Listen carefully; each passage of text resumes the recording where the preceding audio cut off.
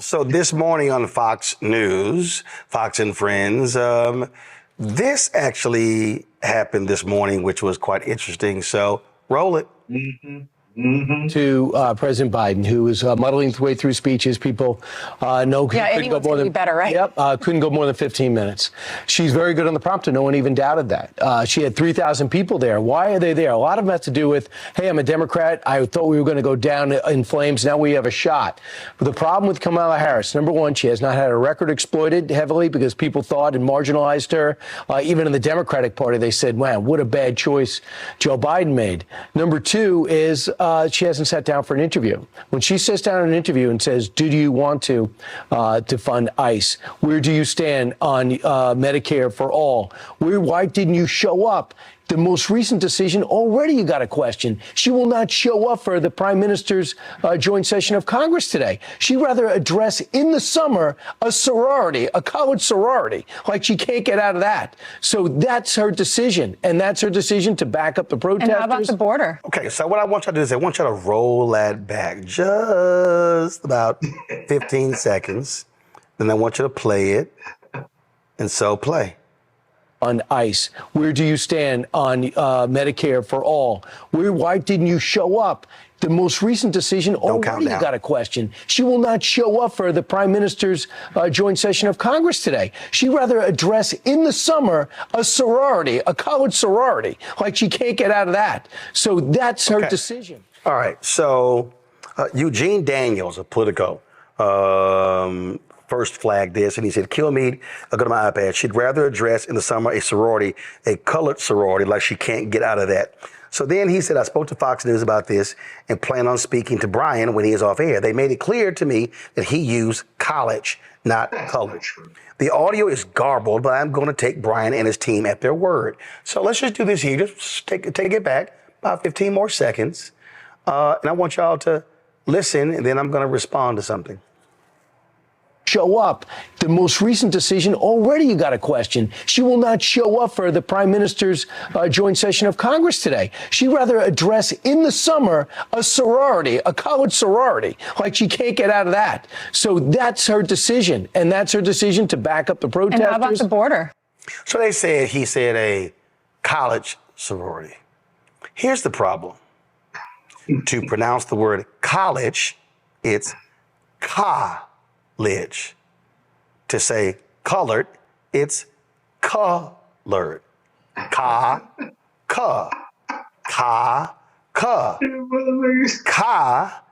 and ka do not sound the same. It's a little hard to say, oh no, I said college. No. Now, some other people like, no, he said college. College. That sounds to me like colored. Scott? What else can I add to that? It's so simple. It's the Queen's English, man. We're all educated and trained to speak the King's English, the Queen's English. And you're right, college versus color. He said color, and it wasn't garbled and it wasn't rushed. It was intentional. Color. And the rest of the guests sat there because that's how they think. See, white privilege is amazing. That it's okay to say color, even if you meant to say college. And I doubt that because you're programmed. And think about his other words. He criticized Kamala for not coming to the Netanyahu speech. Well, their Republican nominee wasn't at the speech because he was campaigning. I'm sorry. Say it again. You said Senator J.D. Vance wasn't there? No, he wasn't. He was campaigning somewhere in the country and blew that off. But they want to hold that against him. By the way, J.D. Vance isn't meeting with Netanyahu like Kamala Harris is tomorrow or the next day with Joe Biden. So what are they talking? It's so hypocritical. You got to sort through everything they say. And you say this all the time. You taught me this in my debates with Republicans on news shows and stuff. Respond with facts. Don't respond with superlatives or broad strokes. Kill them with facts. And every time they start talking that trash about Kamala or the Democrats or even Biden, you hit them with facts because they don't have their facts. Because the facts aren't in their favor, just like their policies are not favored by the majority of Americans. You wouldn't have to suppress the vote if you believe that your policies and your personality were a winning combination in this country. So that's why they suppressed the vote. And don't forget, Seb Gorka, one of Donald Trump's longtime aides, said this on one of these conservative networks. To Joe Biden, when the big donors say, you're not getting a red cent, we are pulling the plug on the campaign, then the Democrats are going to say, Joe, what do you want? And right now, Hunter is negotiating. I want a pardon. We want extra bags of cash. You're going to give us sinecures. The hostage takers are now negotiating for the presidency. But I mean, do these donors really think that Kamala Harris is going to do better in Wisconsin, Michigan, and Pennsylvania than Joe Biden would? I mean, that's the because it can't be anybody else, right? Hey, Rob, you're being logical. Stop it. All right. She's a DEI hire, right? She's a woman. She's colored. Therefore, she's got to be good. Yeah. And at least her brain.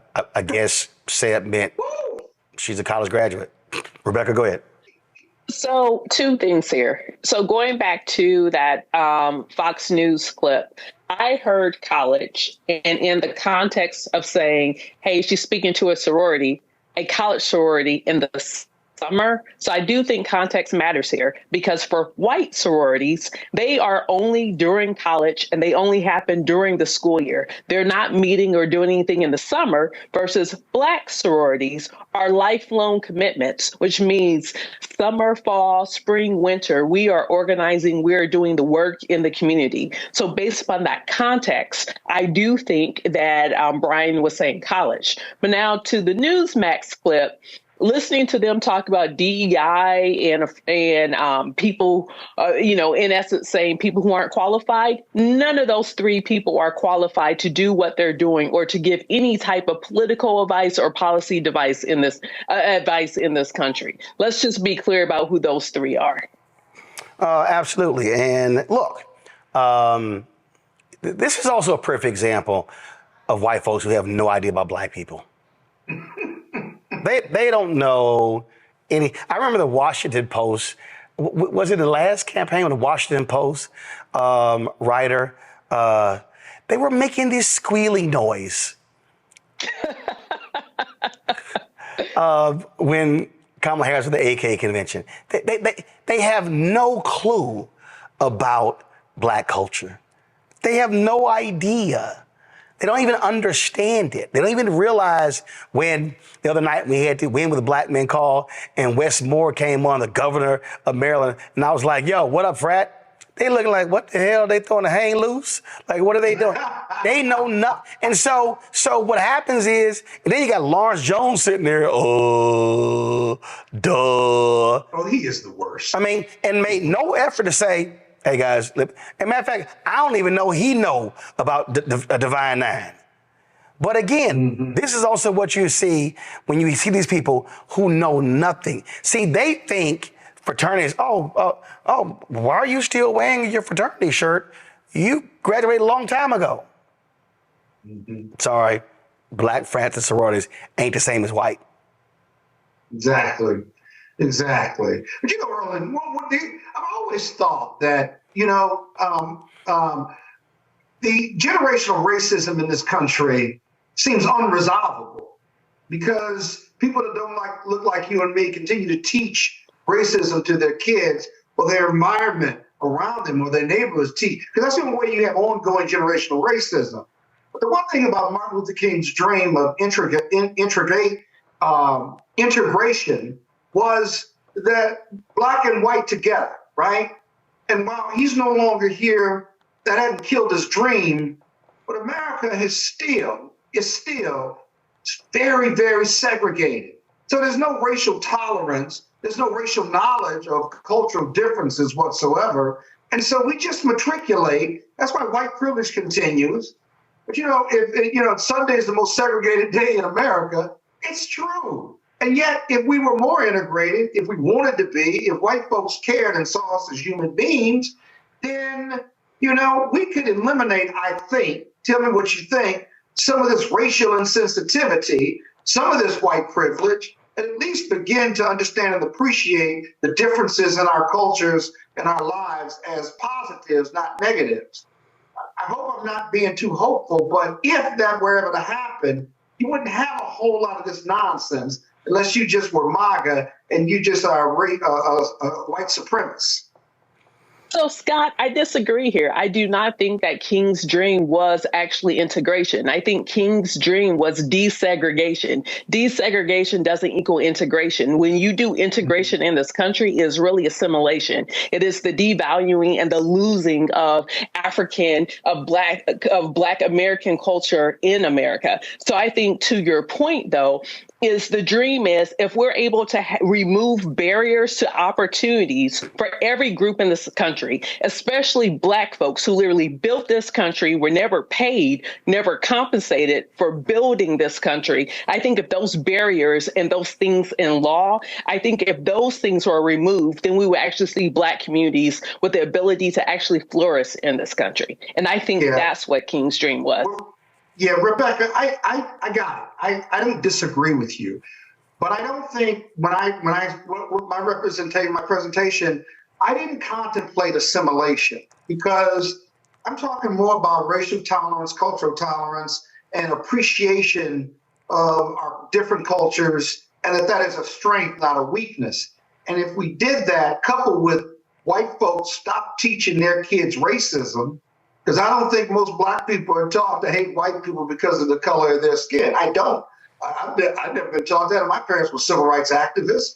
And so I'm more talking about integration without giving up your culture or your racial pride, because they don't give up theirs. So I'm putting us on equal footing there. And I understand what you're saying, and I get it. And I don't disagree with you, except my remarks weren't going to go that far, because assimilation is a threat to is a threat to integration, in my opinion. I think we agree on that. So I wish we could live in a world like that, but we need cooperation.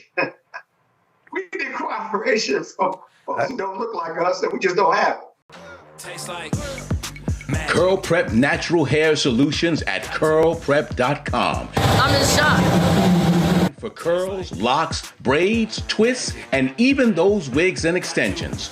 Women, men, and children are loving this line. Look at this video and you be the judge. People line up to see this product in action at hair shows, and when they take a seat and try it, they don't believe it's their hair. Buy the products at curlprep.com. It works on all hair types. Use code ROLAND, that's ROLAND, lowercase letters, to get a 15% discount. Parents, remove the ouch. You will love this system because you can comb the product through your child's hair with your fingers. It's all at curlprep.com. Use code ROLAND, lowercase letters, to get a 15% discount.